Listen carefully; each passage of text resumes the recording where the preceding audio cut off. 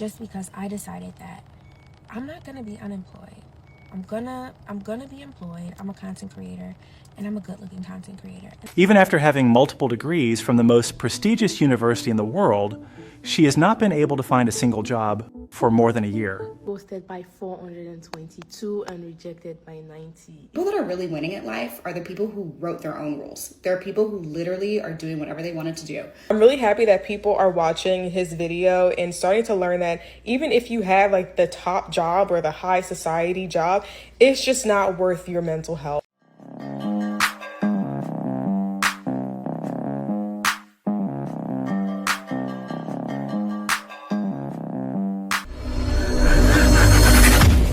They sold us where you work hard, you study, you get the best test scores you possibly can, you go to the best schools that you possibly can, and then you're going to be able to then get the best jobs. It's basically guaranteed if you follow these steps, it's over. It's literally dead. Throw that entire rule book out of the window, and the people that are really winning at life are the people who wrote their own rules. There are people who literally are doing whatever they wanted to do. When I first started my company, my parents, my family, everyone thought I was nuts. I was 24 years old. I quit a really good paying job in Silicon Valley to be broke and to start my own thing. Now, those same people are like, damn, that really worked out for you, didn't it? It did. This is just proof for me. And also, the system is telling us that it doesn't work anymore. So you got to redesign for yourself what success looks like and what steps you need to take to make sure that you get to where you want to go. Let me know what you think and follow here for more advice and tools.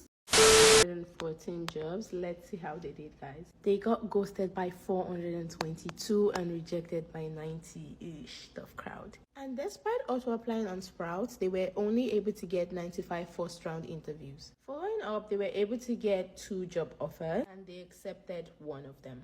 I was curious to see how they were able to apply to so many jobs, and apparently they were using this app called Sprouts. Why there's so many angry. For the last several decades, we got it through our heads that we're not going to get hired unless we're the best of the best of the best of the best, sir. So we went and became the most educated demographic.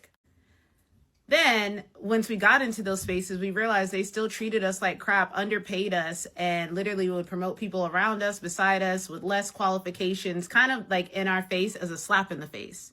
So we became entrepreneurs. Now we're one of the fastest growing demographics of entrepreneurs. Basically, Black women make lemonade every time y'all give us lemons. On the other hand, you have a group of people who scream oppression just because, a little bit of equality is happening. A little bit of us are showing up in spaces where they're not used to us seeing it. So they throw these temper tantrums, start making laws. And because they have the ability to change the law on a whim based off of their temper tantrum or them being mad, they can. And so this morning I had a nice back and forth with a gentleman who was just so mad about Black people being let into Harvard, even though their test scores aren't as high as Asians and whites. And I had to explain to him the full context of that, and even explain to him how getting into college isn't just based off of your test scores, because that's just one area of someone's intellect. In the conversation, I was like, you know how the admissions process works, right? Like there's other ways that they see if we're like good enough, right? Like community service, writing essays, like they want to hear who you are as a person. And I'm like, wait a minute. Did you even go to college? Because you should know this. I asked this person a whole bunch of questions, but the only one they said is yes, and I graduated. To which I responded, well, geez, I guess we all learned something different, because I learned how to take statistics and information and view them within the realm of their context, not just take them and post them and be like, I was right.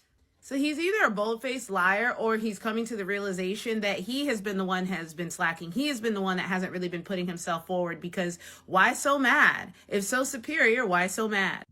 I don't really worry about fitness influencers coming to steal my job, because I know it won't be long before they're exposed. If you're truly greater than someone, then you don't have to try to hold them down, silence them, manipulate facts or data. Like, real recognize real, and the truth will come out. And that's exactly what's happening now. So you know what she didn't realize? That guy may have very well been rich. He's rich. So that guy doesn't experience hardship. His parents could have paid for him to go through Harvard. He could very well and possibly be one of the elites that run the country and run the world. This is happening. But what's happening also is, I got to show you guys this. Look at this. 2 month late follow up to the Harvard post from months ago. Harvard test scores, affirmative action, right? You're screaming that, but the president just killed that. So all that affirmative action talk is out of the window. And also, the many ladies getting fired now, or not even just fired, the many ladies not getting hired. They can't throw that affirmative action anymore. Out of the window, especially when it comes to employment. But let's get into the next one.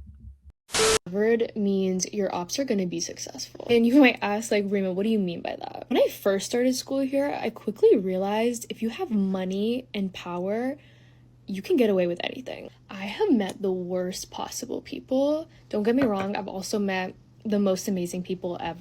You see, she said it, right? If you have money and power. Let's continue. People who treat their peers in terrible way, say the most bigoted, racist thing. But unfortunately, you know that these are going to be the next CEOs, presidents, and you'll see somebody on the news and they're polished, say all the right things, but you just know about their character behind closed doors, and that's just what's so scary to me. I think I knew, in theory, if you have certain privileges, things will just get swept under the rug for you, but seeing it happen right in your face is a different story. Yeah, so let's look at these comments here. Look what this guy said. He said, I went to Harvard after growing up on a rural ranch. Privilege runs deep. Money and connections are what leads to getting in. I learned that the tough way. How do you break down those barriers so more people get a chance? I'll tell you this, because you can't stop that. There will always be privilege. It will run the world. But I'll tell you what those people who are privileged, what they're looking for. People that are privileged are not looking for other people who are going to get a degree and still privileged. I repeat, because that's what's happening, y'all. A lot of people are still privileged, don't know their privilege. That's why a lot of the Gen Z people aren't getting hired nowadays. They'll turn around and hire someone who got it out the mud. That's so important, and I understand it. All the time, like say if I'm exercising, I watch people who got it out the mud. Why? Because those are the people that motivated me. The person that went to college doesn't drive me. Same thing with people looking for someone to work. They want someone that pushes and grinds. It's a new day. 4-year-old graduate from Harvard. Even after having multiple degrees from the most prestigious university in the world, she has not been able to find a single job for more than a year. It was kind of depressing because you're like graduating from Harvard, and then I was like in my parents' house in Atlanta, like unemployed. And she isn't the only one like this. Hundreds of other top university graduates have not been able to find a decent job, even after applying to multiple job openings. Unemployment amongst these top university graduates is at the highest level ever in history. Guys, and this is a video from Beyond Economy. Shout out to him. Definitely check out his YouTube channel. He makes a lot of videos like this, but he's showing it's not just women, it's men as well. But Harvard MBAs, everyone is struggling.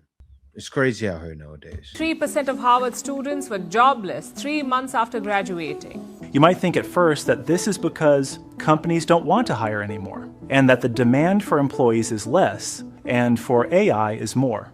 But you're wrong. You see, companies are hiring. In fact, the number of job openings over the past few years have more than doubled and has been rising consistently. So, what the hell is going on? You see, the real problem is not the demands for labor, it's the oversupply of labor. A few decades ago, this wasn't the case. Big companies not only paid these graduates any salary they wanted, but also fight with other giant corporations just to hire the best graduates from the top Ivy League colleges. Getting a job was much more easier back then. Even when jobs were scarce, finding one still felt possible. You could walk into a store wearing a tie, ask for the manager, and maybe get hired by the end of the week. The advice that old boomer generations gave us, just show up and ask, actually worked.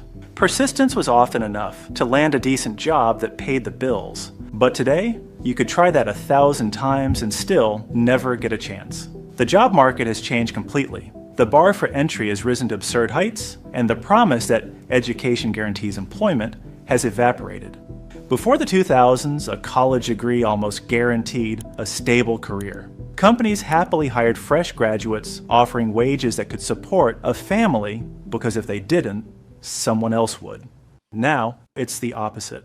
The power has shifted entirely to the employers. They're no longer fighting for us. We are fighting for their attention. A bachelor's degree, once a golden ticket, Yeah, shout out to him because I think a lot of kids should watch these things. It's crazy because I talked with my son's mother yesterday about this. My son doesn't realize, a lot of kids don't realize, they have people that care about them. You know, I understand what's happening in the job market because I see it. I react to these things. And I can't wait to show him this video saying, look, people that got Harvard degrees, they made it, still can't get a job. This is a problem. is now a bare minimum. Around 70% of job listings demand one, yet only about 30% of adults actually have it. And even that's not enough anymore. Entry-level roles now expect years of real-world experience, unpaid internships, and a portfolio that look like you've been working full-time for years. And all this for salaries that barely cover your monthly rent. Students are trapped in an impossible loop. You need experience to get a job, and you need a job to gain experience. The only way out is to work for free, or balance multiple jobs while studying full-time, something most can't afford to do. And the results? A generation that's overqualified, underpaid, and exhausted before even starting. But the deeper And the way to experience, believe it or not, is freelance work. This is the way. reason finding a job feels impossible today isn't just qualifications, it's competition. In the past, if a company wanted to hire, they'd hang a sign in the window or post an ad in a local newspaper. Applications trickled in slowly. Managers would read each of the applications one by one, met candidates in person, and made decisions based on gut feeling and personality. But today, that human connection is gone. If a company posts a job online, hundreds of thousands of people. Applying takes seconds. There's no cost, no barrier, and no personal interaction. And because everyone knows the odds of selection are terrible, people send out even more applications just to get noticed. It's a numbers game that no one can win. What used to be a personal process has become an automated chaos. Every listing now attracts a flood of resumes, far more than any hiring team could ever read. So companies turn to technology to filter the noise. And that's where everything started breaking. Almost every major company now uses something called an applicant tracking system, or an ATS. So pretty much what he's explaining, people say, I know AI is taking people's jobs. You see so many people got fired at Amazon. They're getting fired everywhere. But people can't get a job because of AI.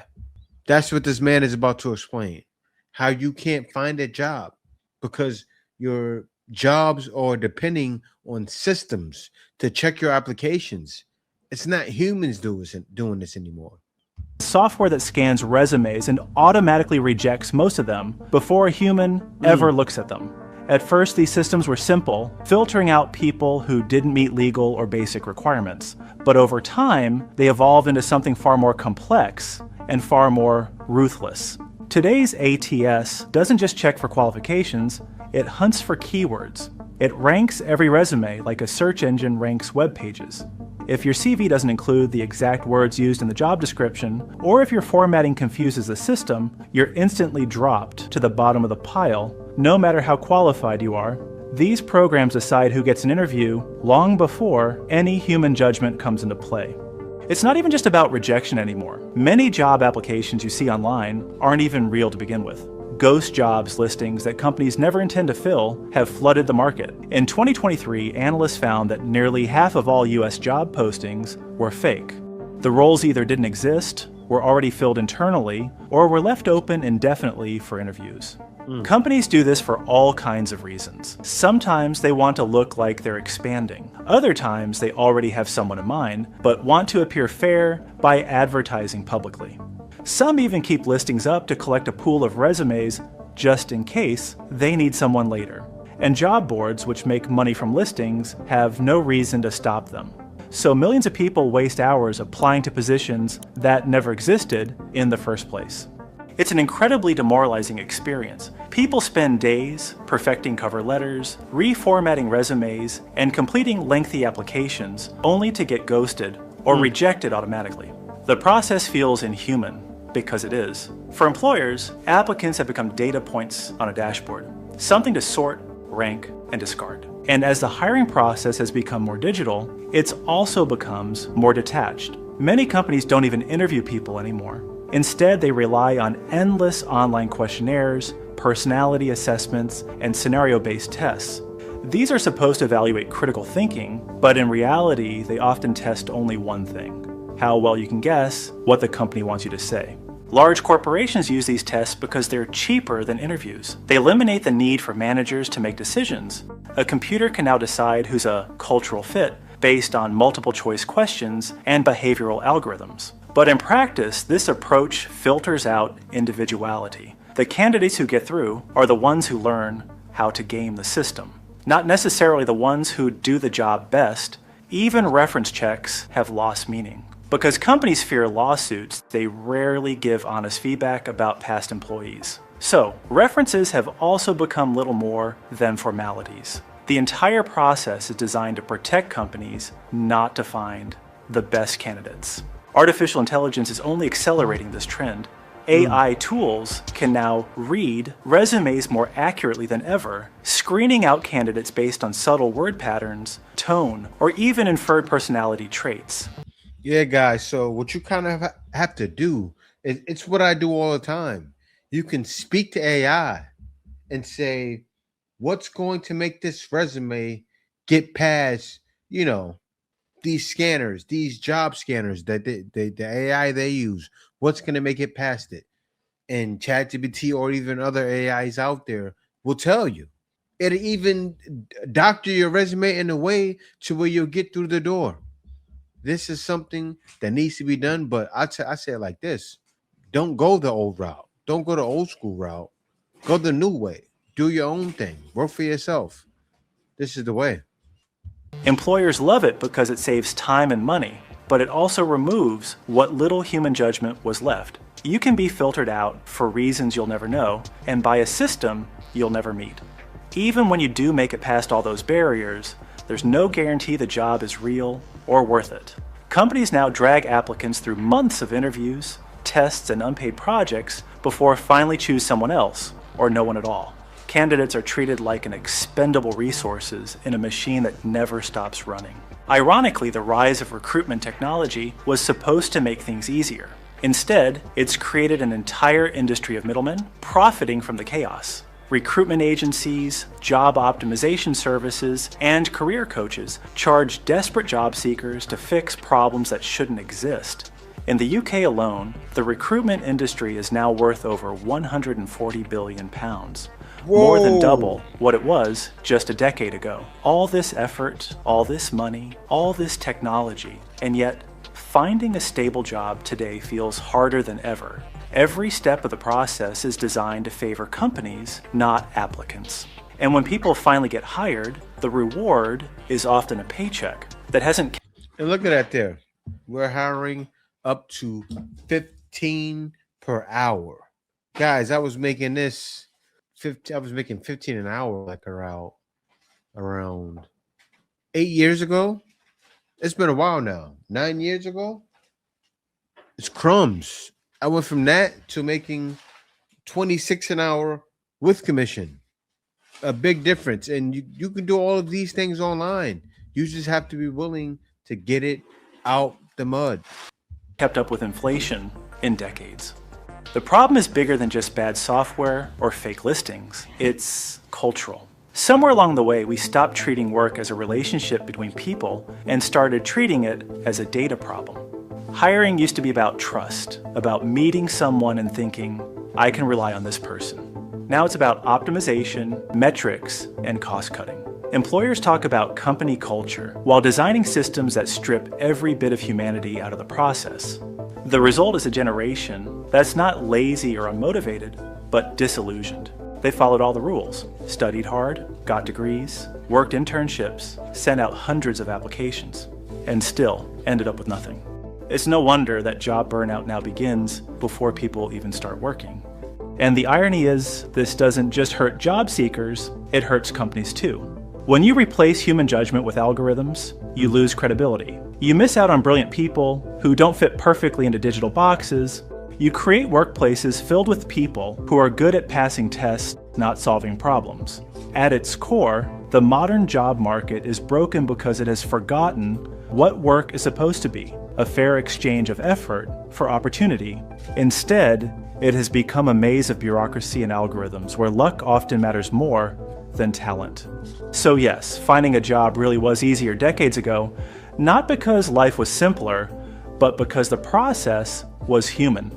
Managers hire based on potential, not... This is crazy. I've been unemployed for almost 2 years, and I decided on September 1st that I'm no longer going to be unemployed, that I actually do have a full-time job, and it is a content creator. And as a content creator, I want to look good every single day. On top of me getting up every single day and choosing that my occupation is content creator, I also wake up every day and tell myself today is going to be the best day ever, and it truly has changed my life. I used to wake up and be like, oh my gosh, I'm going to have to apply to this job. Just like, I used to get so overwhelmed before I even got out of bed that now I get out of bed and I'm just like, today's going to be so lit. I have no idea what I do every single day. Like, I dilly-dally all day, every day, 24/7, and I catch it on camera, and what you see is truly what I did that day. It was just all fun and games, not even lying. And I feel so good about it. All right. I got to stop it right there, right? Because when you're a content creator, you can't just dilly-dally all day. Content creation is serious. Like, I wake up, I think, okay, what videos I'm going to do for More to Life. Then also, I have another channel, The Black Filipino. I can go around in the Philippines, show what I'm doing. That's content. I can also do interviews. That's content for that channel. I haven't done content on that channel in a while, but I'm coming back. But also, I have a travel channel. I just went to Thailand, also to Vietnam. I'm in the Philippines. That's pretty much like travel all the time. I'm gonna show that as well. I gotta edit those videos. That's another form of income. You have to think enterprising when it comes to content creation. You can't just go, oh, I'm gonna dilly dally. It has to be serious. You gotta handle content creation like a job, not just looking pretty. I'm not trying to be mean to her. I'm just, if she sees this, she can get some good information and take it serious. I have released I say that because this is what I do. so much negativity by just existing. It feels good to just exist without anything. Like, I just freaking go. I get up and I just do, and it feels so good. It feels so good. I am not saying that it's easy by no means, but I am saying that you should let go. Control what you can control. You can control the way that you look. You can control what you consume. You can control what you read. You can control being on social media. You control all of that. And because you control all of that, you can control like your mind and your state of mind. So control it. Consume good food. Consume good content. Happy content. I listen to classical music now. Like, want more, and you'll get more. Even if it's not money, you just get more life. I feel so full, and it's so crazy. And I hope I don't sound spacey, but it's just, it's real. It's like really what I'm experiencing, just because I decided that I'm not gonna be unemployed. I'm gonna be employed. I'm a content creator, and I'm a good-looking content creator, and that's what I do all day, every day, 24/7. And I don't care if it pops, if it does, if it pops, if it doesn't. It is what it is. I'm being the best me that I can right now, and it feels really good. Yeah, well, when you do things like, because I love the energy. That's great energy. I feel the same way. Like, I can't wake up and not do certain things. I don't listen to I don't listen to rap music. That's what she's explaining. And that's like me. That's what I started. That's what I've been doing. I don't listen to rap music anymore. I don't even watch movies. Only thing I watch is content sometimes. I look at things and to work out to, and that's really it. Seriously. My life is one big production, but she's coming along. Hopefully, because things always happen in life. She's going through things now, but something can happen and knock you off your focus, and then you're sidetracked, and that's when the devil comes in. And my mom told me I wasn't allowed to major in certain things. I had three options. I could become a doctor, I could become a lawyer, I could become an engineer. And looking back now, I feel like what she was trying to tell me, and she did not have the language to express this, is that I needed to major in something that's going to be able to financially take care of me. So I'm going to pass this advice on to all lower income students who are in college. If you are in college and you know that you do not have a financial safety net, there's nobody's going to come and rescue financially, nobody is supplementing your life, and you're all you have, I recommend not majoring in certain major. And this is not to say that one major is better than the other. No, I recognize the value in all spaces, the arts, the sciences, etc. But you need to be smart about your decisions, in that if no one is going to grab you when you're falling, major in something that's going to make sure that you're able to catch yourself. You can still pursue your dreams in whatever passion you may have, but most of the time you're going to need funds to fund your passion. Do whatever you will with this information. Again, this is not a personal slight at any major. I love the value. And if you want to major in something that may not be as lucrative, but you have the financial support from a spouse, from your parents, from your family, go for it. But if you don't have that support, please, please, please think strategically and think about how can I get the funds to adequately fund my passions. So in case you missed it, this man is a MIT educated neurosurgeon, and he left his job to travel and be in the mountains. He made a video about it on YouTube. It's going viral right now, and a lot of people are really shook about it. So he went to MIT, he did his residency, he became a neurosurgeon, he practiced and studied and did all the things that he was supposed to do, right? But at the end of the day, still felt incredibly unsatisfied with his career and also battling with his mental health of having this intense job. Now, I'm not an MD, I'm a PhD, totally different process. However, my PhD is in biomedical engineering, and anytime that I tell someone that I left that career path and am now a travel creator, I immediately get judged. For one thing, people always ask, like, what did your family think? And honestly, when I was making the decision, I didn't even consider my family because they don't have to wake up every single day and go to my job. I have to do that. And I was at a point where he was too, trying to figure out, is it even worth it if my mental health is literally in the toilet? He's also Asian and talks a little bit about expectations in the Asian community. I am part Asian too, have also experienced a little bit of the same thing where like you're expected to just be good at everything and like excel and all that. But at the end of the day, it is my career. And I learned very quickly that there is no job on this planet that is worth me and not wanting to live. Another thing that people always mention that is honestly really irritating to me is when they say like, oh, well, we need Black engineers. Babe, if you feel so passionate about it, why don't you go do it? And if you don't have the brain for it, or you're old, or you have whatever excuse, then don't give advice on something that you don't know anything about. I'm really happy that people are watching his video and starting to learn that even if you have like the top job or the high society job, it's just not worth your mental health. And I'm also really happy that he's documenting his travels because nature is also really cool. So go watch his video, Gooby and Doobie, and also stop giving people unsolicited career advice. Yeah. And that's what happened with me. So I totally understand. And it's funny, but she says she's doing. That's what he's doing. That's what I'm doing. I'm a travel creator. I'm a YouTuber. You have to do your passions. I told my son, I said, you're young. Do what you love now, so you can get paid for it and you'll never be working. That's the key. Do what you have a passion for now and work on that and do it because you're going to love doing it. Like what I do every day, I love doing what I do. I make content. I also help people out, and I can be of substance to people. I feel like I'm not wasting my life now. Like when I was working, I feel like I was wasting my life for someone else to get rich. And that's really what it is. Someone else can get rich off what you're doing. Don't get me wrong.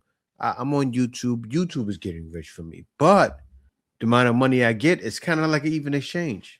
When you get to that point where you get money like that, and then you realize, wow, I don't know what I was waiting for.